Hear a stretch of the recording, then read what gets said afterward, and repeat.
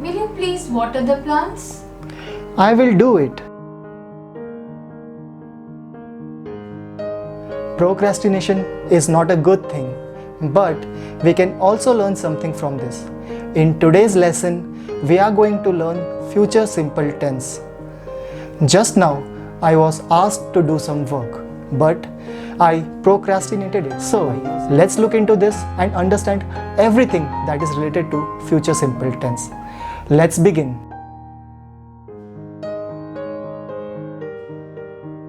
We will begin today's lesson by talking about the helping verb that we will use in this tense. Then we will move on to the form of the main verb. Thirdly, we will talk about the concept of linking verb in future simple tense, and we will finish this lesson by talking about the uses of future simple tense. So, watch this video till the end. Let's look into the helping verb that we will use in future simple tense. This is one of my favorite tense because we only have one helping verb in future simple tense, that is will. So, whether you have a singular subject or a plural subject, we will always use will as an helping verb. Let's look into this with the help of an example. They will go to market. In this sentence, we have used the helping verb will with the plural subject they.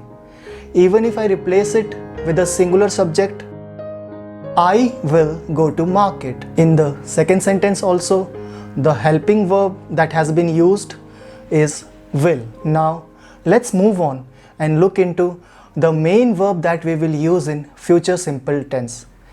If you have been paying close attention to my previous videos, then I think you would have guessed it by now that the first form of the verb will be used as a main verb in a sentence. For example, Andrew will eat burger. In this sentence, we have used a singular subject Andrew with will as a helping verb, and our main verb eat is in the first form or the base form of the verb. One more thing that you will need to pay close attention to is that if you use will in combination with the verb to be, it will become a linking verb.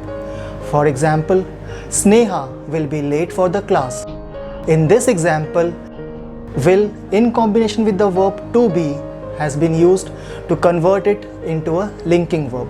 If you combine will with any other verb, then it will remain a helping verb in the sentence, as we have demonstrated in the previous examples. Now, let's dive into the uses of future simple tense. We can use future simple tense to talk about a general action that is going to happen in future. For example, I will buy some grammar books. In this sentence, I am just referring to an action that I have planned for future. The second usage for future simple tense is that we can use it to make predictions.